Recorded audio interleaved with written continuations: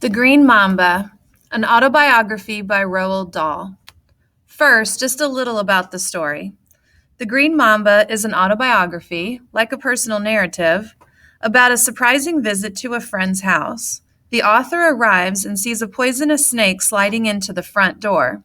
The family and the visitor are very nervous about what will happen next. The Green Mamba, an autobiography by Roald Dahl. Oh, those snakes, how I hated them.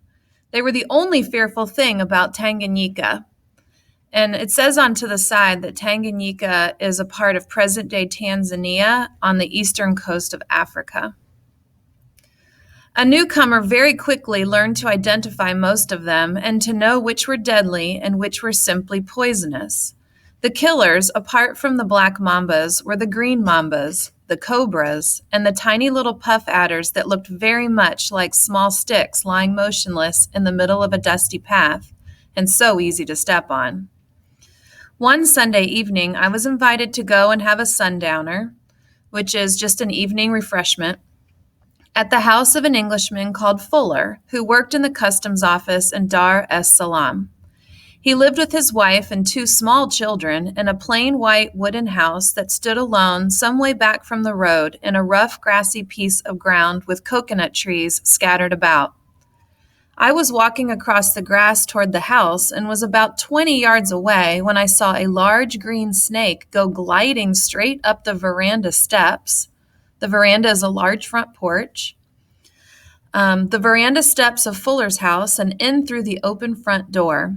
The brilliant yellowy green skin and its great size made me certain it was a green mamba, a creature almost as deadly as the black mamba, and for a few seconds I was so startled and dumbfounded and horrified that I froze to the spot. Then I pulled myself together and ran round to the back of the house, shouting, "Mr. Fuller! Mr. Fuller!" Mrs. Fuller popped her head out of an upstairs window. "What on earth's the matter?" she said. "You've got a large green mamba in your front room," I shouted. "I saw it go up the veranda steps and right in through the door." "Fred," Mrs. Fuller shouted, turning round. "Fred, come here." Freddie Fuller's round red face appeared at the window beside his wife. "What's up?" he asked. "There's a green mamba in your living room," I shouted. Without hesitation and without wasting time with more questions, he said to me, "Stay there. I'm going to lower the children down to you one at a time." He was completely cool and unruffled. He didn't even raise his voice. A small girl was lowered down to me by her wrists, and I was able to catch her easily by the legs. Then came a small boy. Then Freddie Fuller lowered his wife, and I caught her by the waist and put her on the ground. Then came Fuller himself. He hung by his hands from the windowsill, and when he let go, he landed neatly on his 2 feet. We stood in a little group on the grass at the back of the house, and I told Fuller exactly what I had seen. The mother was holding the 2 children by the hand, one on each side of her. They didn't seem to be particularly alarmed. "What happens now?" I asked. "Go down to the road, all of you," Fuller said. "I'm off to fetch the snake man." He trotted away and got into his small, ancient black car and drove off. Mrs. Fuller and the 2 small children and I went down to the road and sat in the shade of a large mango tree. "Who is this snake man?" I asked Mrs. Fuller. "He's an old Englishman who has been out here for years," Mrs. Fuller said. "He actually likes snakes. He understands them and never kills them. He catches them and sells them to zoos and laboratories all over the world. Every native for miles around knows about him, and whenever one of them sees a snake, he marks its hiding place and runs, often for great distances, to tell the snake man. Then the snake man comes along and captures it. The snake man's strict rule is that he will never buy a captured snake from the natives." "Why not?" I asked. "To discourage them from trying to catch snakes themselves," Mrs. Fuller said. "In his early days, he used to buy caught snakes, but so many natives got bitten trying to catch them, and so many died, that he decided to put a stop to it.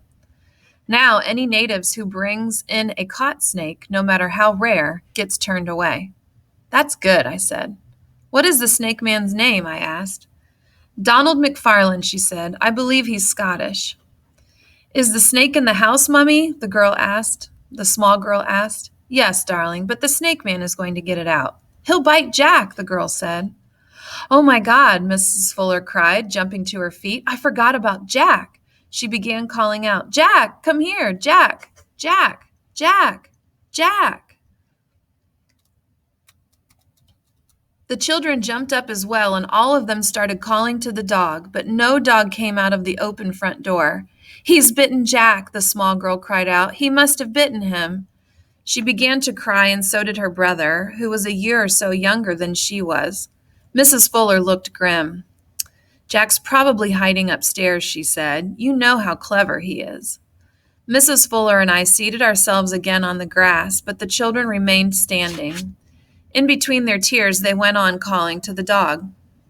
Would you like me to take you down to the Maddens' house? Their mother asked. No, they cried. No, no, no, we want Jack. Here's Daddy, Mrs. Fuller cried, pointing at the tiny black car coming up the road in a swirl of dust. I noticed a long wooden pole sticking out through one of the car windows. The children ran to meet the car. Jack's inside the house, and he's been bitten by the snake, they wailed. We know he's been bitten. He doesn't come when we call him. Mr. Fuller and the snake man got out of the car. The snake man was small and very old, probably over 70. He wore leather boots made of thick cowhide, and he had long gauntlet-type gloves on his hands made of the same stuff. The gloves reached above his elbows. In his right hand, he carried an extraordinary implement, an 8-foot-long wooden pole with a forked end. The two prongs of the fork were made, so it seemed, of black rubber, about an inch thick and quite flexible.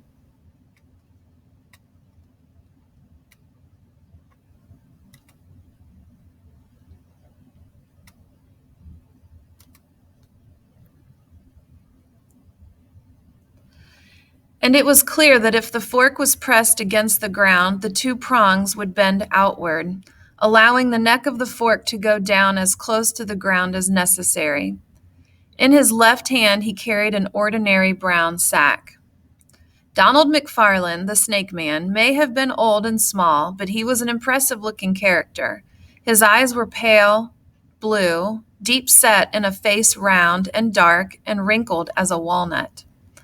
Above the blue eyes, the eyebrows were thick and startling white, but the hair on his head was almost black.